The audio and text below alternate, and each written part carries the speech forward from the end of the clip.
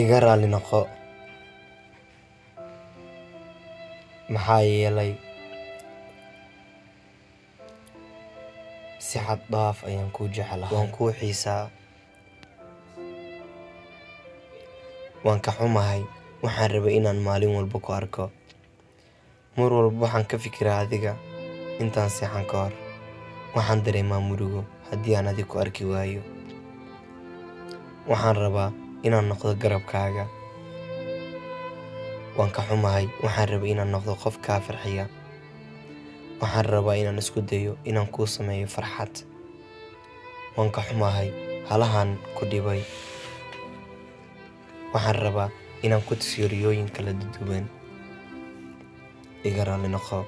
Waan waalanahay, waan masiir badanahay, waan murugo badanahay. Hadda waan ka duwanahay dadka kale sababtoo ah waan ku jecelahay.